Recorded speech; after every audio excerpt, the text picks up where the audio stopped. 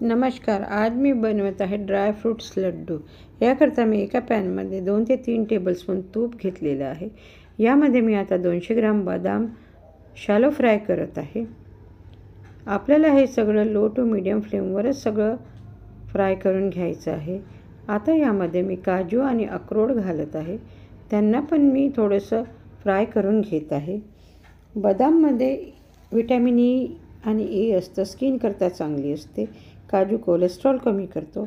अक्रोडमध्ये fibre भरपूर प्रमाणात असते, पाचनक्रिया चांगली करते, रोगप्रतिकारक क्षमता वाढवते, मधुमेहाकरता चांगली असते, फॉलिक ॲसिडचे प्रमाण भरपूर असतं. आता यामध्ये मी अजून 3 टेबलस्पून तूप घातलेलं आहे आणि डिंका आपल्याला याच्यामध्ये फ्राय करून घ्यायचा आहे. डिंका आपला छान फुललेला आहे. याला पण मी वेगळ्या प्लेटमध्ये काढून घेते आहे. डिंकामध्ये प्रथिने आणि फॉलिक ॲसिडचं प्रमाण भरपूर असतं आहे. आता यामध्ये मी मखाना फ्राय करत आहे. मखाना भाजायला थोडासा वेळ लागतो. 4 ते 5 मिनिट आपल्याला मखाना भाजायला लागतात. अगदी मंद आचेवर आपल्याला मखाना भाजून घ्यायचा आहे. मखाना वेट लॉस आणि विकनेस करता चांगला असतो. मखाना आपला छान भाजून झालेला आहे, तो मी काढून घेते. आता यामध्ये 1 टेबलस्पून तूप घालते आहे आणि यामध्ये मी घालत आहे पंपकिन सीड म्हणजे भोपळ्याच्या बिया आणि सनफ्लावर सीड्स. ह्यांनाही आपल्याला छान थोडंसं फ्राय करून घ्यायचं आहे. आता यामध्ये मी घालत आहे काळे मनुका.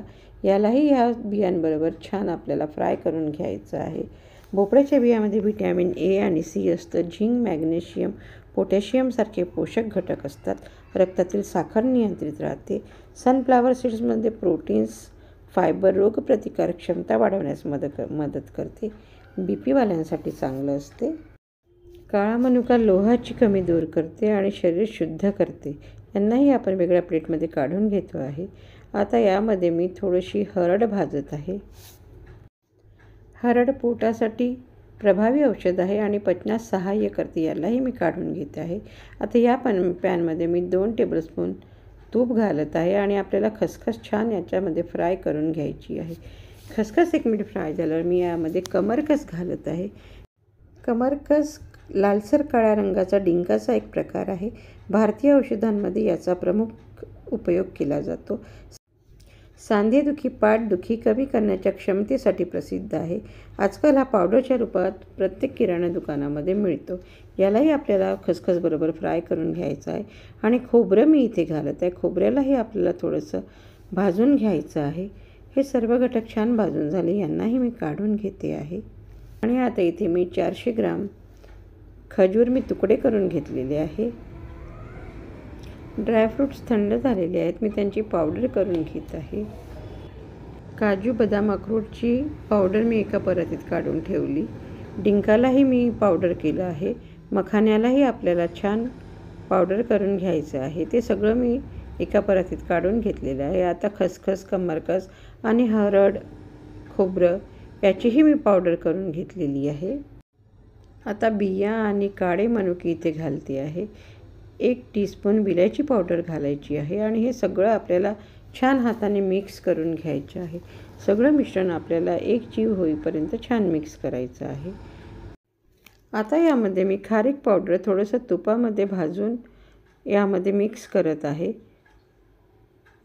ह्या सर्वांना आपल्याला अगदी छान मिक्स करून घ्यायचं आहे. मिश्रण आपलं तयार आहे. आता मी जी पिन खजूर बारीक करून ठेवलेला होता तो आपल्याला मिक्सीमध्ये बारीक करून घ्यायचा आहे आणि त्याला आपल्याला तुपामध्ये छान भाजून घ्यायचं आहे. मी 3 टेबलस्पून तूप इथे घातलेलं आहे. खजुराला आपल्याला तुपामध्ये छान भाजून घ्यायचं आहे. खजूर 1-2 मिनटात अगदी सॉफ्ट होतो आणि त्याचा एक छान गोळा असा तयार होतो. मला लाडू कमी गोड पाहिजे आहेत म्हणून मी 400 ग्राम खजूर घेतलेला आहे. तुम्ही 500 ग्राम घेऊ शकता किंवा याच्याबरोबर तुम्ही अंजीरचाही वापर करू शकता.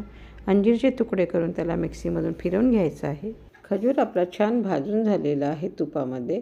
आता मी त्याला मिश्रणावर घालते आहे आणि चमच्याने आपल्याला हे मिश्रण छान मिक्स करून घ्यायचं आहे. खजूर गरम असल्यामुळे सुरुवातीला आपल्याला एखाद्या सराट्याने किंवा चमच्यानेच मिक्स करून घ्यायचं आहे. हाताला सहन होईल इतपत मिश्रण थंड झालं की मग आपल्याला याला हाताने छान मिक्स करून घ्यायचं आहे. मिश्रण आपलं अगदी छान झालेलं आहे. याला आपण हातात मुठीत बंद करतो तेव्हा हे छान याचे लाडू असं जमत आहे. जर मिश्रण तुम्हाला कोरडं वाटत असेल तर ह्या वेळेला तुम्ही थोडंसं तूप गरम करून यामध्ये मिक्स करा. मिश्रण अगदी छान झालेलं आहे. हाताला तूप लावून मी याचे लाडू तयार करून घेत आहे. लाडू अगदी सहज होत आहेत. हे लाडू बांधायला अगदी पटापटा होतात. काहीच त्रास पडत नाही. लाडू आपले अगदी तयार झालेले आहेत. शेवटून जर तुम्हाला मिश्रण कोरडं वाटत असेल तर थोडंसं तूप घालून मिश्रणामध्ये मिक्स करा. लाडू अगदी छान तयार झालेले आहेत. मी एक लाडू तोडून दाखवते. अगदी सॉफ्ट असा लाडू आपला तयार झालेले आहेत. ड्रायफ्रूट्सची पावडर केल्यामुळे हे लाडू घरातील लहान मुलांना आणि ज्येष्ठ नागरिकांना खायला अजिबात त्रास पडत नाही. एकदा नक्की ट्राय करा. धन्यवाद.